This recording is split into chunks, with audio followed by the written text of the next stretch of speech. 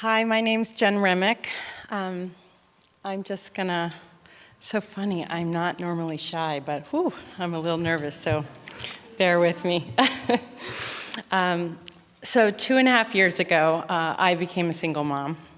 I would love to tell you that I had no idea what I was in for at the time, but my two sisters and I were raised by a single mom, so I had at least some knowledge of what lay ahead for me. My father left our family when my mom was 28 years old, leaving her with the sole responsibility to raise us 3 girls. I vaguely recall hearing the muffled cries from the shower or waking up from time to time to find her asleep on the couch with no blanket, her coat and shoes still on from the night before because she was so exhausted after working and taking good care of us to even make it to bed. I remember being concerned about her being alone. And there were certainly some hard times, but I remember most about my mom, the most, is that I grew up with joy. She was joyful. Her smile, she could light up a room. She still does. Her kindness, the way she lived out her faith, her intentional involvement in our lives.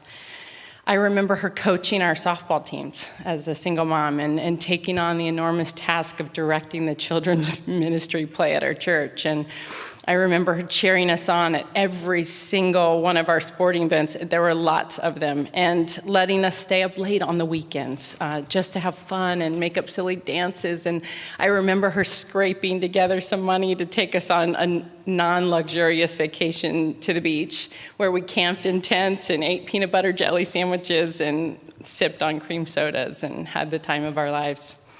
I remember her taking the time to curl and tease our hair, aerosol sprayed, paying very special attention to not mess up our bangs or have them be able to move even for an inch. I grew up in the 90s. I remember her taking taking that time, and she would say, she would just say, just hold your shoulders back, put a smile on your face. That's all you need.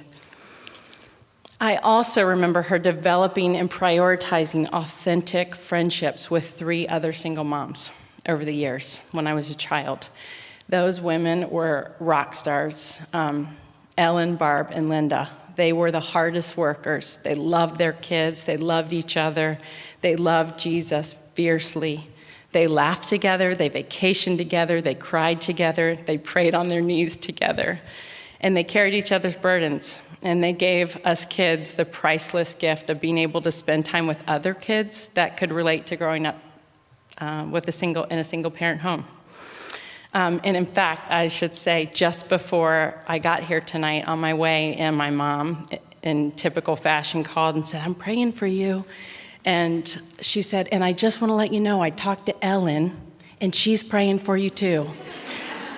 So they're still a tribe. Here's what I don't remember about my mom growing up. I don't remember seeing her walk around with her head hung in shame or attempt to explain away or overshare the details of her circumstances to gain the approval of others or to shield herself from real or perceived judgment. Why? Because we are forgiven and free, honey, she would say. And she did not walk around with a chip on her shoulder, bitter about her circumstances, acting as if she was owed one thing.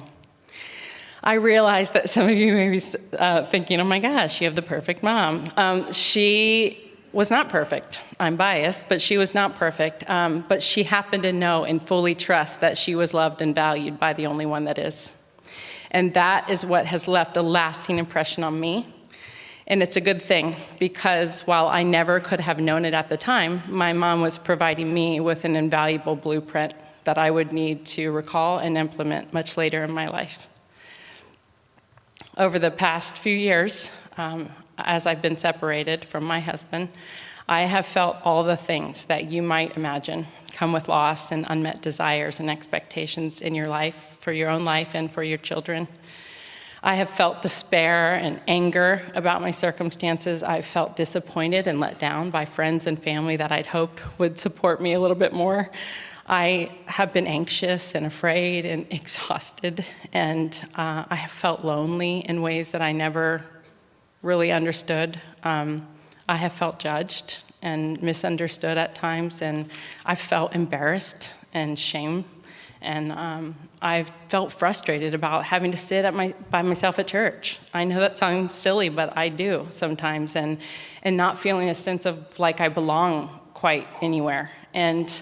But the Lord, over time, has been so patient with me, as he's always been, and has been slowly and lovingly softening my heart and reminding me that feelings are often just that, and that many are rooted in lies. And as my mom wisely stated, the truth is that I'm forgiven and free. We are forgiven and free.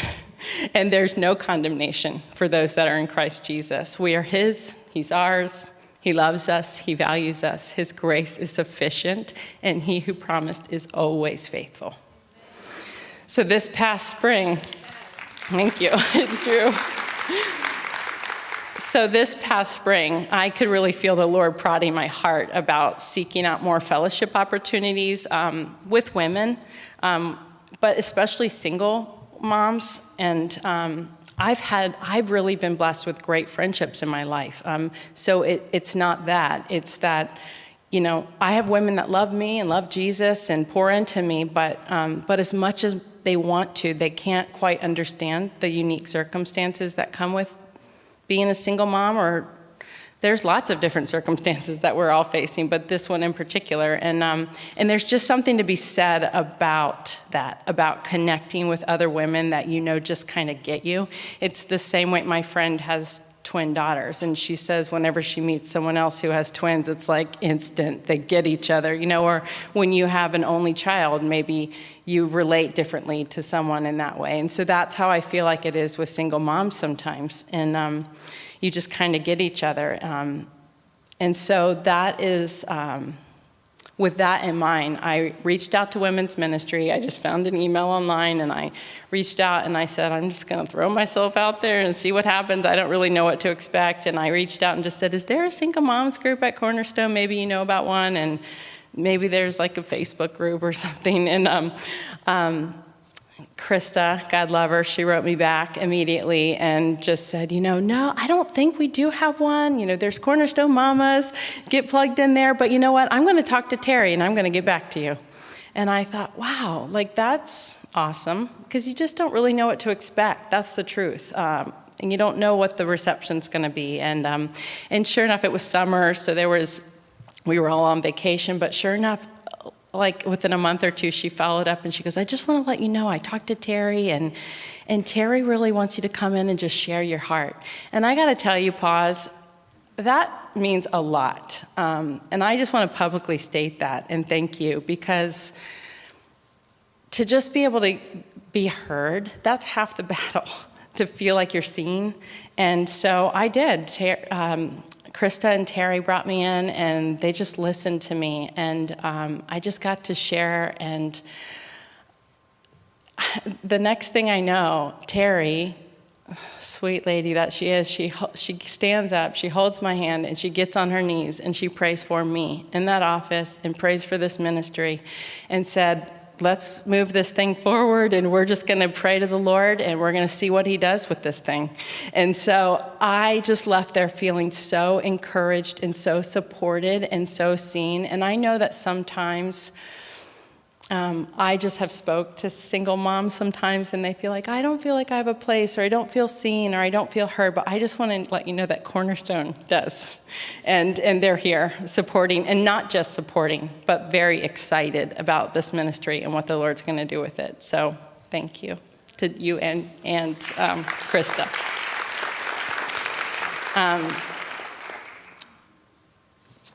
So the hope and the mission for this ministry that we simply called Single Moms Connection is that we would be able to create a strong network of single moms who love the Lord and are seeking ways to connect with one another and develop authentic friendships. We want to provide encouragement to single moms by offering more fellowship opportunities with and without their children, just at various gatherings throughout the year. We're still in the planning stages, and I think it's going to happen organically, but we're really excited and I feel humbled and just to have the opportunity to get to help lead this. And so Terry had said to me, I want you to go home and I want you to really pray about what verse you feel like is going to guide this ministry. And the one that I really feel led to share is Hebrews 10:23-25. And it says, let's hold firmly to the confession of our hope without wavering, for he who promised is faithful. And let's consider how to encourage one another in love and in good deeds, not abandoning our own meeting together, as is the habit of some people, but encouraging one another, and all the more as you see the day drawing near. And so I would charge us with all of us with that, to encourage one another and to continue meeting together. But I hope that this group grows. I hope that this women's ministry continues to grow and that we would all be an encouragement to one another. I hope that the Lord is glorified and honored by our efforts. But I also hope, selfishly, that my daughter remembers me smiling and that she remembers me serving the Lord and laughing and praying alongside other women. I want her to see my deep love for the Lord and others. I don't want her to see bitterness or anger. And I want her to know that she can hold her head up despite the circumstances and that she can serve the Lord with confidence, knowing that she is forgiven and free. So if you're a single mom, separated, divorced, never been married, widowed, please consider reaching out, getting plugged into this ministry. Or if you know a single mom that loves Jesus but may not been able to come tonight, please consider having them reach out as well. And just as a side note, I've had a few moms reach out to me, or a few women reach out and just say, you know what, I'm not a single mom, but I want to serve this ministry.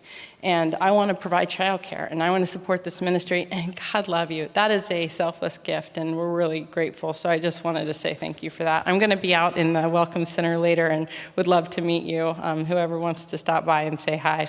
And lastly, I will just say, if my mama is watching online, I love you.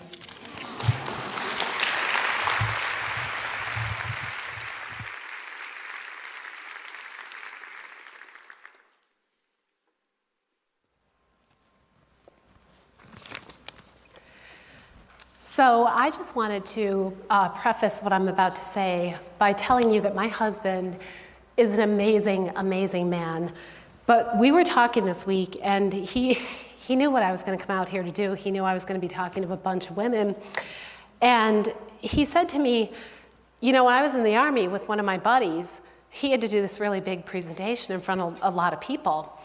And he practiced everything, and he was well prepared before he went out.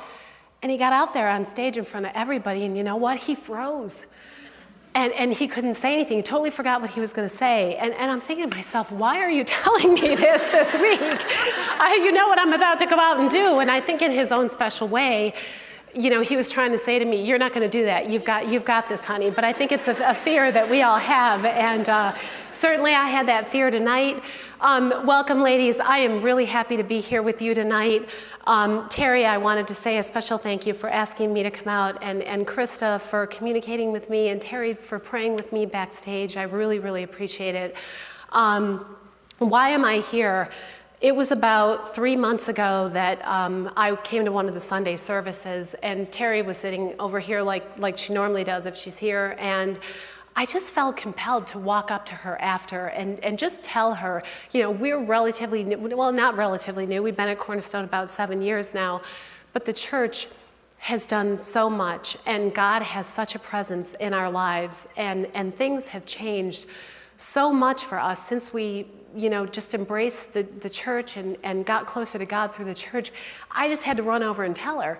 So I'm telling her everything and all about how our lives have changed and how great things are. And she looked at me and she said, would you mind coming and sharing that at one of the women's events? Because I think other people need to hear this. And I said, yeah, I'd love to. And I hope that I can give you a couple of takeaways tonight. Because these things were really important and they changed my life. And the first takeaway is that you find your purpose, or you question what your purpose is. You know, God has a purpose for all of us, and what is it that we're supposed to be doing here? You know, a Bible verse that resonates with me about this is Proverbs 19:21, and that says that many are the plans in a person's heart, but it's the Lord's purpose that prevails. And how true is that? The second thing is, what are you doing to take care of yourself and to be the best version of yourself that you possibly can be? As women, we are stretched so thin and we're giving so much to everybody else in our lives that we rarely find time for ourselves. So what is it that we're doing to take care of ourselves so that we feel good enough and we can pour that out into the others' lives that we are serving? And 1 Corinthians says this very well. Do you not know that you are God's temple and God's Spirit dwells in you? If anyone destroys God's temple, God will destroy him. For God's temple is holy, and you are that temple.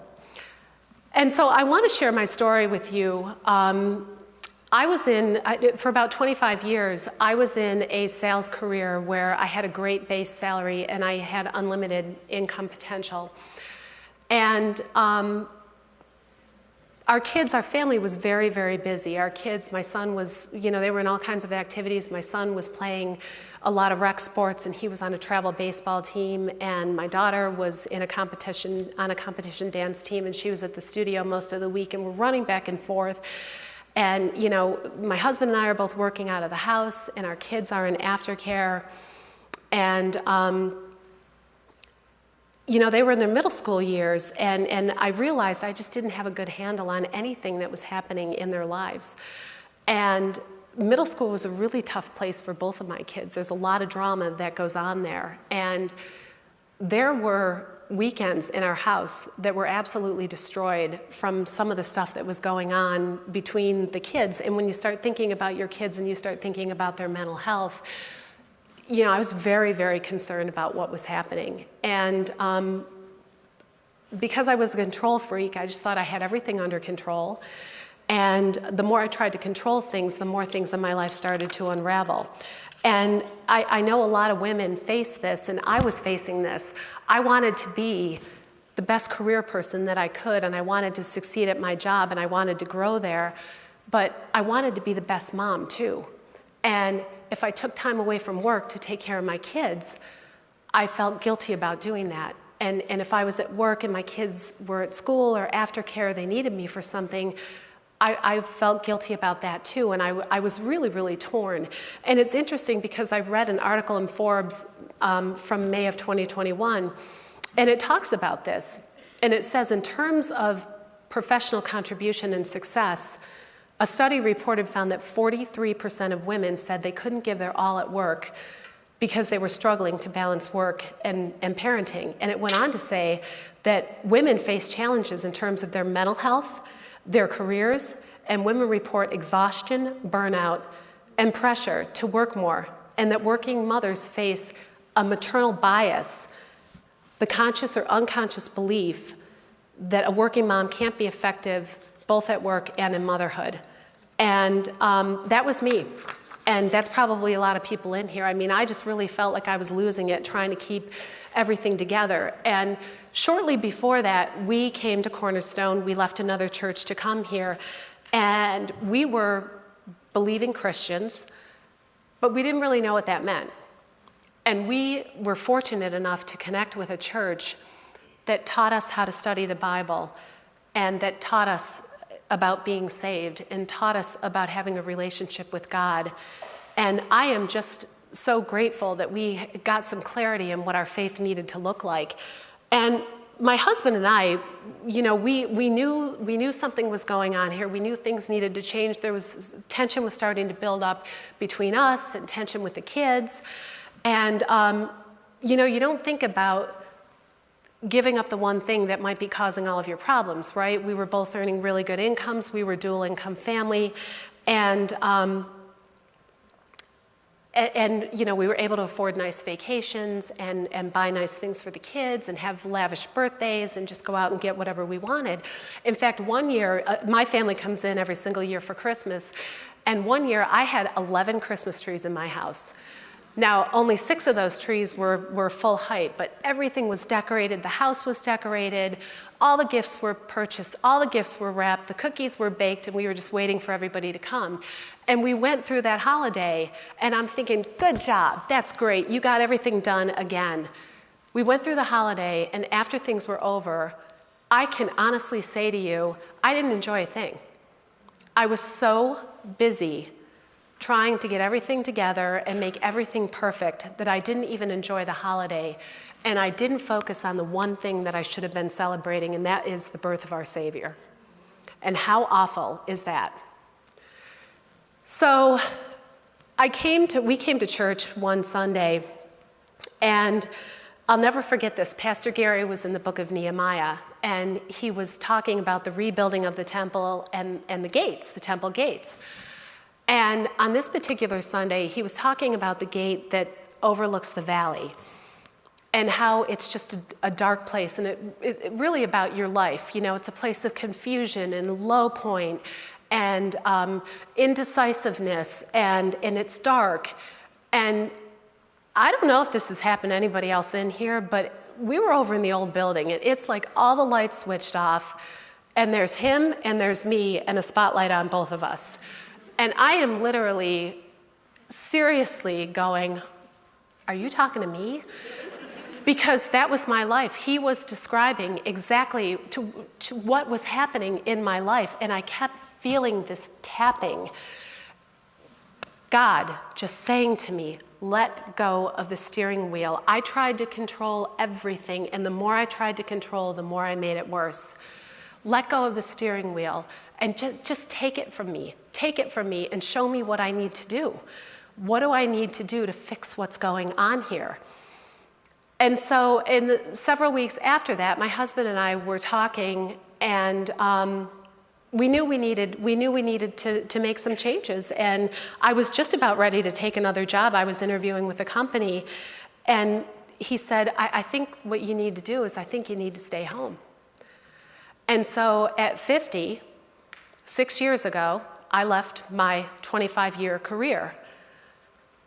And it was like somebody flipped a switch. Things changed for us immediately. My husband and I, we've always had a really good relationship, but the stress was causing us to start fighting and disagree, and things were stressful in the house. And now we were talking again, and we were spending more time together, and we were showing each other the respect that, you know, we each deserved, that we used to show each other before. My kids, they would come home from school, and they would sit down, and they would say, you know, instead of how was your day? Yeah, it was okay. They'd sit down and they'd tell me what was going on in their life, everything. I knew everything that was going on with them. And we pulled back on some of the activities, and we spent that time rebuilding ourselves as a family. And you can't put a price tag on that. So about a year later, after I had cleaned out every closet, every drawer, cleaned out the basement, I mean, you named it. It was clean. My husband would go to work every day, and my kids would go to school, and I was home alone, and it was just me. And I started to feel really, really empty. And I thought, oh my gosh, you know, is this what the rest of my life is going to be like? I mean, what about when the kids go back to school? Am I going to sit around all day? I mean, what am I going to do? There's nothing left in the house to do anymore. And I thought, well, what should I do about this? You know, I really had to give this some thought. What was I going to do? And I felt like I needed to do something. I just couldn't pinpoint what it was. And I did not want to go back to the career that I had left. And, you know, when I was working, and in that year that followed, the last few years that I was at work, I was so busy and absorbed in everything that was going on. And in the year that followed, I stepped on the scale one day, and I was 203 pounds. And I had no motivation. I was completely miserable. I wasn't eating well. I was drinking way too much wine, and I wasn't exercising. And the worst part is I just knew I was in a bad place. And as somebody who had been fit a lot of my life, I've always been pretty physically active, this was a really horrible place for me to be. And what was worse was every single night when I went to bed, I would promise myself that the next day was going to be different. I would get up and I would start exercising, and I would start eating well, and I would start treating myself better. And it didn't happen. And I got into this continuous cycle that landed me right there. And I would say a lot of women are in that cycle, and they don't know what to do about it. And just by putting my career and everything else in my life first and not taking care of me, that's where I ended up. His and Her Fitness featured an article in WebMD, and it said that women generally work out less than men, with most women citing lack of time as a reason. They are too busy taking care of others to take care of themselves. Their dedication to family presents a substantial time and logistical barriers to being physically active. And how true is that? We just put everything else first, and we load up that plate. We don't take care of us, and then we end up there. As women, we are nurturers. We are housekeepers. We're referees. We are problem solvers. We're tutors. We're taxis. We are sounding boards. We are nurses. We are mothers. We are spouses, friends, and career women, just to name a few. The list is very long. So what did I do? I found myself in that position, and I decided to join a gym. And I ate better, and I started losing weight, and I started running again, and I felt like I was getting back to my old self, and I was feeling great. And when I was at the gym, I would work out with people, and people would want to work out with me because it motivated me to motivate them. So when I would say, come on, we're just going to finish this, we're going to get through this, people would come back to me and say, hey, let's work out together, or let's go for a run together, or, I'm going to sign up for this race, I want you to run with me. And I'll never forget this one race that I was running. Actually, my kids were signed up for the race, and I knew all too well that my son was going to ditch my daughter during that race, which is exactly what he did. But I will say, my little speed demon, she passed him in the last mile, and she finished before he did, so she won. But anyway, I'm out there on the course because, I'm that doting mom, and I just got to figure out what's going on out there. And I come up to this woman, and she's running, and she's struggling, and we get talking, and oh my gosh, I've never done this before, and oh my gosh, there's another hill. And I just kept telling her, you can do this, you got this. And when we finally crossed the finish line, she said to me, I would have never done that if you weren't here with me. If I didn't bump into you out on the course, I wouldn't have done that. And I thought, wow, okay. I started thinking about these things, and could this, maybe is that my gift? I mean, it sounds kind of silly, but maybe is it my gift to motivate other people? And I saw this video this past week, and I gotta say, I wasn't paying that much attention to it, but it made an impact on me, and I wanna share it with you. It was being narrated, and it might have been like Samuel Jackson or somebody who has like that Samuel Jackson voice, really strong and powerful, and it shows this cheetah running. And this cheetah, it's me and you, right? And it's kicking up this dust, and it's saying, God, it's powerful, and you're determined, and you're strong, and you are focused. And at the end it says, and the only problem is, you're the only one that doesn't realize it. And how true is that? How many times do people tell you things, and you don't listen to what they're telling you? What were people saying about me that I wasn't listening to? And what are people maybe saying about you that you're just kind of letting go in one ear and out the other? Maybe that's your purpose. And so I decided to kind of entertain this, and I got certified as a personal trainer. I got certified as a corrective exercise specialist, and I got certified as a fitness nutrition specialist, and I opened my own business. And my goal was to help women, especially, improve their health and their fitness and their view of themselves. I have helped women lose weight, drop clothing sizes, lower their cholesterol, lower their blood pressure, feel more empowered and feel more strong. In fact, I had this one client, it was so funny. I run a couple of group classes, and she was in my group class one day, and she's down there doing push-ups, and I'm encouraging everybody that's down there, and she looks up at me and she says, I can't do push-ups. And I said, don't tell me you can't do push-ups when you're doing them. Tell me later on, but keep doing your push-ups. And it's just so empowering to see what women think that, no, I can't do that, or I could never do that, or I could never be that strong, or I could never accomplish that. And it is just amazing with a little bit of motivation where somebody can end up. It's just tremendous and it's powerful. And I feel like I am exactly where I'm supposed to be right now. And if I did not start questioning my life and start listening to what other people were telling me that they thought my strengths were, I'd probably still be in my old job. I just want to share with you some of the benefits of exercise. I know that you know a lot of them, but this is the short list. Exercise will give you more energy. You'll get better sleep. In fact, I downloaded the sleep app to my fitness tracker. And it is amazing the days that I exercise when I start looking at the quality of my sleep and my heart rate and my sleeping heart rate dip and my heart rate variability.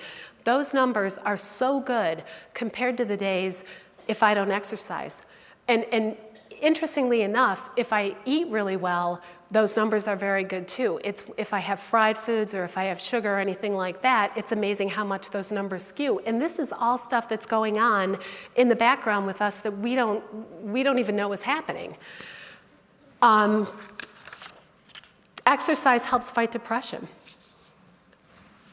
A lot going on the last couple of years with what's going on out in the world. We need something to feed us, to constantly, just help us rebound and help us feel better. It helps you maintain strong muscles and bones, and it can help the risk of falling and reduce bone loss. Very, very important for women. It reduces the risk of chronic diseases like cancer, like diabetes, and like heart disease. It boosts your brain health and your memory. It can improve your skin. Makes you feel more productive and improves your mood, mental health, and emotional well-being. It helps you lose and maintain weight, increases longevity, and it helps you maintain your ability to be self-sufficient.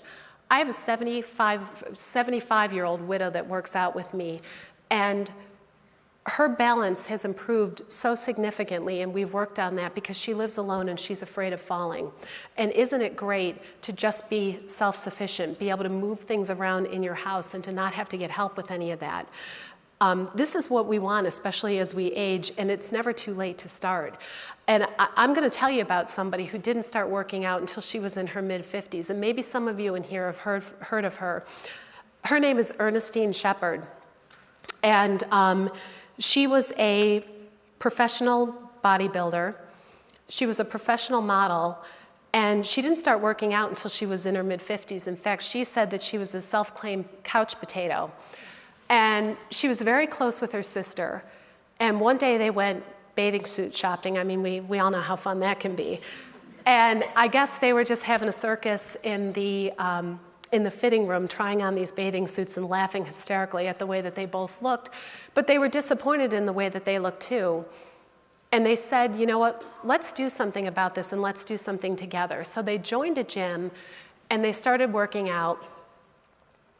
And something really tragic happened. Ernestine's sister died from a brain aneurysm.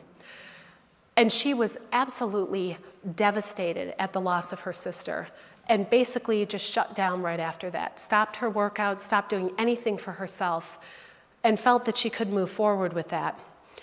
And she had a friend come to her a couple of months later and say to her, you started something with your sister and it was important to you when she was here, and she wouldn't want you to quit that. You need to get going again.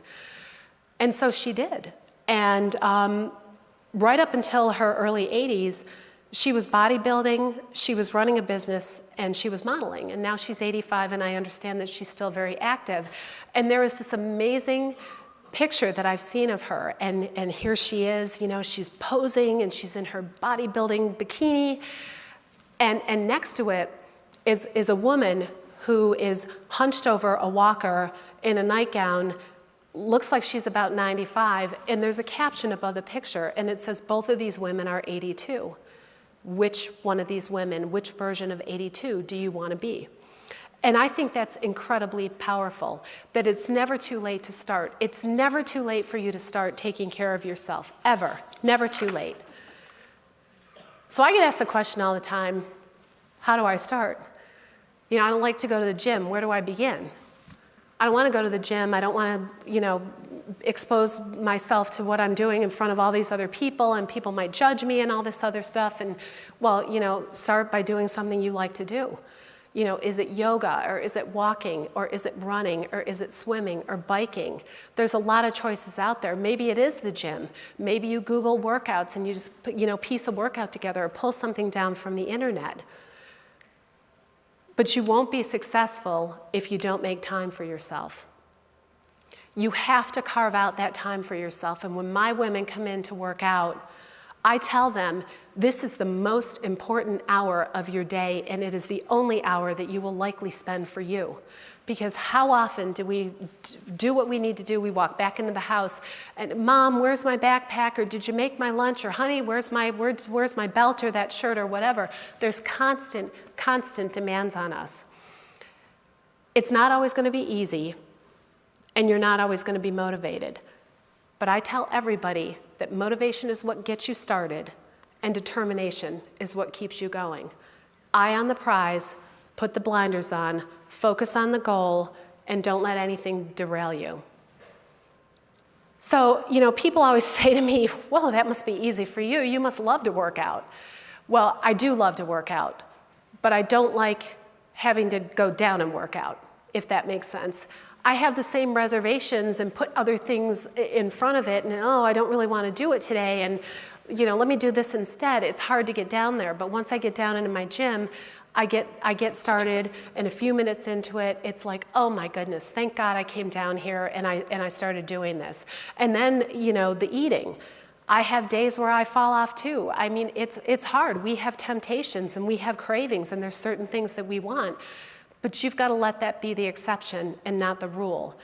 And I will share with you, I had COVID right around Christmas time in December, and that was one Christmas gift that I did not want, and one Christmas gift that I could not return.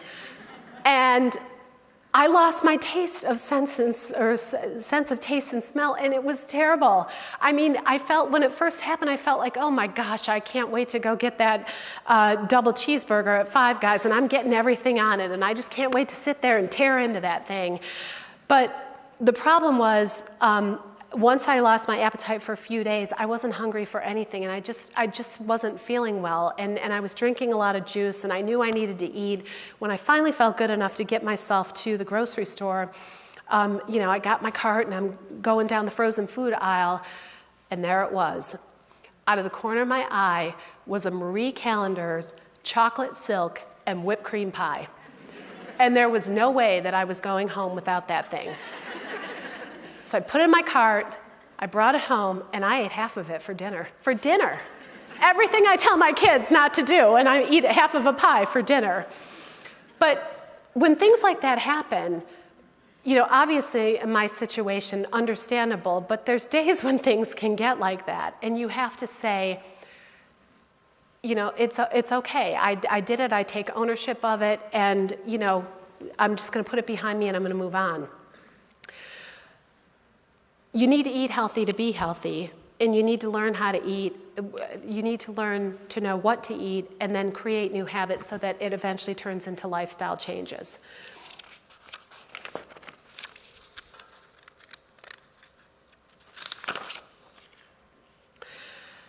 So you guys are probably all looking at me because I know there's dessert after this. And you guys are all sitting there. Terry, you might have a lot of cookies to take home tonight because these ladies are probably thinking, I shouldn't have any cookies. But see, that's okay. Because when you redesign your nutrition plan, you should be able to have that stuff. You just can't have it all the time.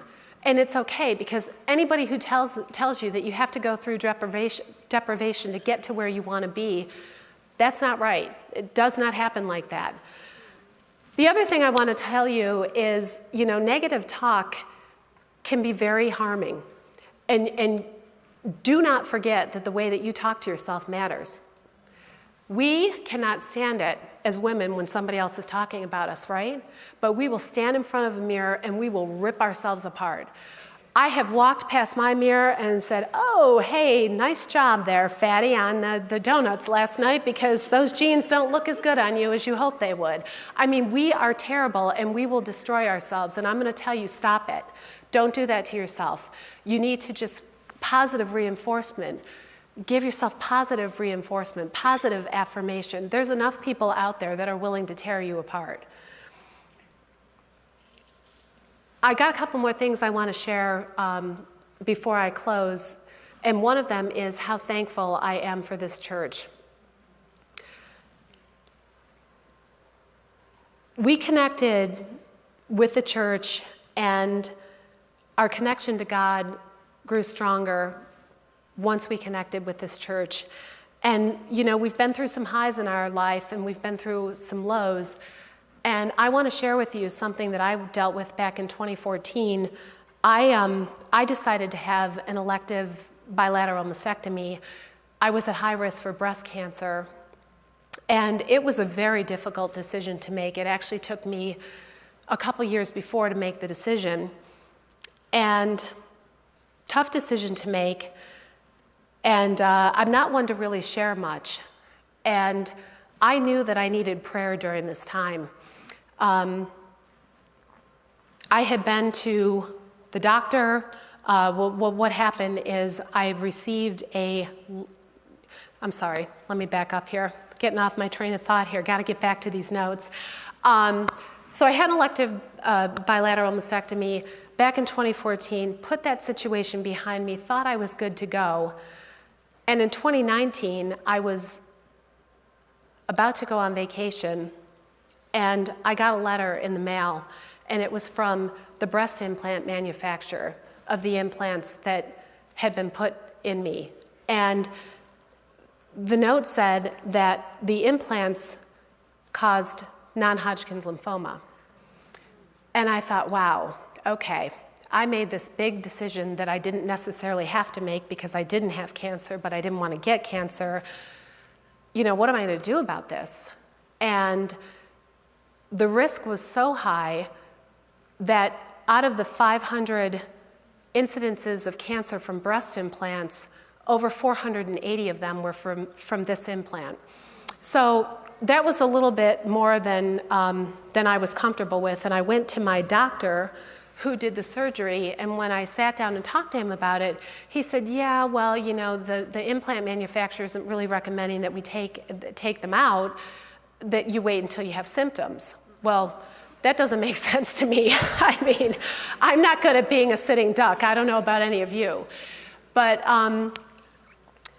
I ended up going to another doctor. Well, actually, a few months went by, and it was Christmas time. And I started to have some swelling on one side, which was one of the symptoms. And so our insurance had changed. I couldn't go back to the same doctor that had done the surgery, so I went back to a new doctor.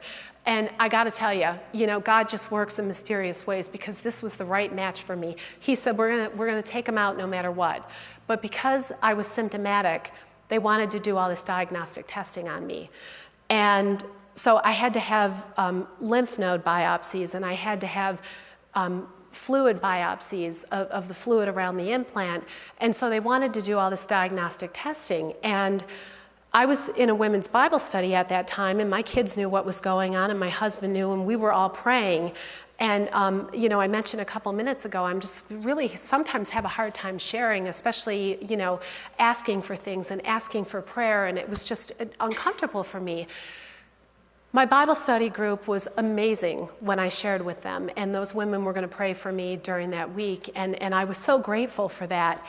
And, you know, I kind of hung around a little bit after, and I took one of the 3x5 cards. I took an extra one from when I was in the room, and the prayer boxes that are all over this church, I decided I was going to drop a card in there. And I wrote down what I needed. And I said, nah, I'm not going to put my name on it.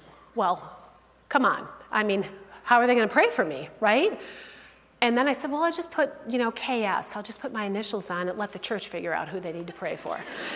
And, you know, I said, no, you know what, I'm going all in. I put my name on it, and I dropped. I can still see my fingers letting it go because I started to panic, right? That's like if you got a bad day, you think about jumping off a building, but halfway down you decide it wasn't such a good idea. That's kind of what I was feeling. So later on that night, I got home, and I got an email from Pastor Mike Emerson, and if you have met him in the church, he is an amazing, amazing person. And he said, got your prayer card, want you to come to the prayer service tomorrow night. And he referenced James 5:14, which says, are any of you sick? Call the elders of the church to pray over you and anoint you with oil. So my kids and my husband and I came in, and he wanted us to meet him in the ministry room after, and we went in after, and he was there with a couple of other prayer ministers. And they anointed me with oil, and they prayed over me. And it was the most incredible experience that I think that our family has ever had together. And I got my results back from all the tests that they had done a week later. I had to wait a month to get this back, and everything was fine.